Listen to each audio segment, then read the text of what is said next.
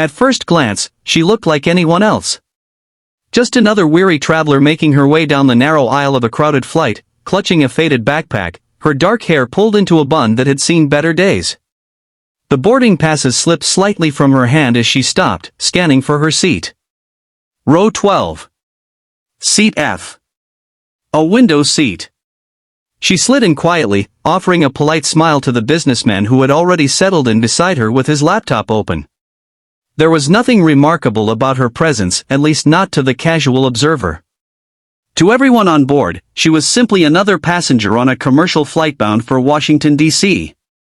But what nobody knew, not the flight attendants, not the passengers, not even the pilots, was that the young woman in 12F had once carried a name and a call sign that echoed across the skies of war. And before this flight was over, the sound of her past would bring two F-22 Raptors to fly alongside the aircraft in a moment so powerful, it would leave hardened veterans in tears and strangers speechless. Her name was Captain Elena Ramirez. Call sign, Halo. But in the quiet of civilian life, Elena had done everything she could to bury that name. To her, Halo belonged to someone else, someone who had been strong, unflinching, willing to sacrifice everything for her wingmen. That person didn't exist anymore. Not since Afghanistan. Not since the day she lost her squadron leader. Elena hadn't flown a jet in nearly 3 years. The businessman beside her tapped away at his keys, unaware that the woman next to him had once screamed into a radio while dodging enemy fire at Mach speed. Unaware that she'd been the one to stay in the fight after others had turned back.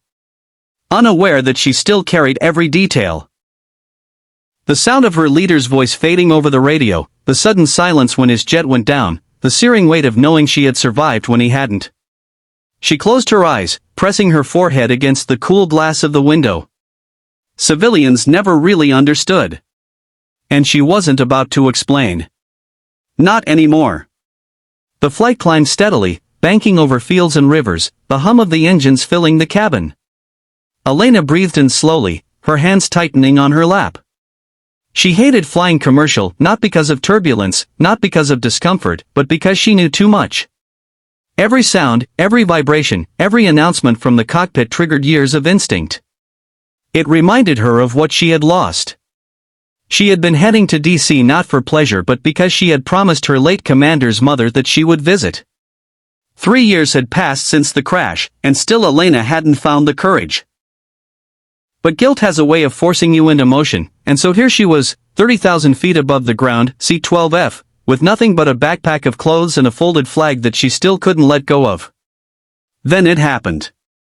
The captain's voice came over the intercom, calm and professional. "Ladies and gentlemen, this is your captain speaking. We've been informed we'll have a military escort for part of our flight path today as we approach restricted airspace near Washington. You may see them out your windows shortly." The businessman beside her glanced up, intrigued. "Military escort, huh?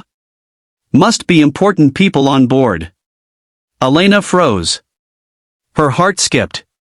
She knew those words all too well. Escorts weren't uncommon near D.C., but something about the timing, something about the tone in the captain's voice, sent a chill through her. And then she heard it. A voice crackled faintly through the cabin speaker, barely audible, not intended for the passengers. A slip, perhaps, of the radio feed from the cockpit. "Control, this is Reaper 1. Confirm visual on commercial flight, tail number, requesting ID on passenger Halo." Halo. The sound of her call sign jolted through her like lightning. She sat bolt upright, her breath catching. No one else reacted, the name meant nothing to them. But to Elena, it was impossible. She hadn't heard Halo spoken over comms in years. Nobody was supposed to know. Nobody. Her hands trembled. She pressed them into her knees, trying to steady herself. The businessman glanced at her, confused. "You okay?" She nodded quickly, forcing composure, but inside her chest, her heart was pounding hard enough to shake her. Moments later, the cabin buzzed as passengers pressed against windows. Gasps filled the air. Children squealed in awe. Out of the blue sky, two sleek shapes appeared, slicing through the air with impossible grace, two F-22 Raptors, one on each side of the aircraft, wings tilting in a silent greeting. Passengers lifted phones, snapping photos, whispering in excitement. "Wow, look at that! Incredible!" But Elena didn't move. She stared, her throat tight, eyes locked on the right-side Raptor. It drew closer, stabilizing its formation alongside the commercial jet. And then, slowly, deliberately, the pilot turned his helmet toward her window. The mirrored visor reflected the sun, impossible to see who it was. But then, with one precise motion, the pilot lifted his hand in salute. Not to the plane. Not to the passengers. To her. She couldn't breathe. It was as if the world had collapsed into this moment, tens of thousands of feet above the earth, a silent recognition between the sky she had left behind and the one that still carried her name. The businessman beside her looked between her and the jet, confused. "Wait, are they saluting you?" Her lips parted, but no words came. Tears blurred her vision, and for the first time in years, Elena let them fall freely. She pressed her hand against the glass, a trembling acknowledgement, a silent return of the salute she couldn't bring herself to physically give. The Raptors held formation for several long minutes before breaking away, banking upward in perfect synchronization, disappearing into the clouds. But the silence they left behind was deafening. The cabin was buzzing with excitement, passengers speculating, whispering, wondering why the jets had been there, who Halo was, why the salute. But Elena didn't hear any of it. Her world was narrowed to the ache in her chest, the warmth of tears on her cheeks, and the sudden realization that her story wasn't over. That night, when the plane touched down and passengers streamed into the terminal, the businessman finally asked, "Who are you?" Elena looked at him for a long moment, searching for the right words. Then she shook her head softly and whispered, "Just someone who used to fly." But deep down, as she walked into the terminal with the folded flag pressed against her chest, she realized something. She wasn't just anything. She was Halo. And maybe it was time to stop running from that. The message.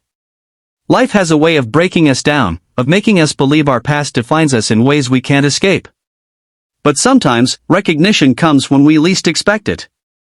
Sometimes, others see in us what we can't see in ourselves. Elena thought her call sign was buried forever, a painful memory she had to carry alone. But the salute of two strangers reminded her that legacy isn't about perfection, it's about courage, sacrifice, and the lives we touch along the way. Sparkle's call to action for your channel, be kind always sparkles. If this story touched your heart, I want to hear from you. Drop a comment below. What does courage mean to you? Do you believe our past can still define us in powerful, inspiring ways? And if you're new here, don't forget to hit subscribe and join the Be Kind Always family, where we share stories that remind us of hope, kindness, and the unseen strength inside us all. Because in the end, being kind always might just be the bravest thing any of us can do.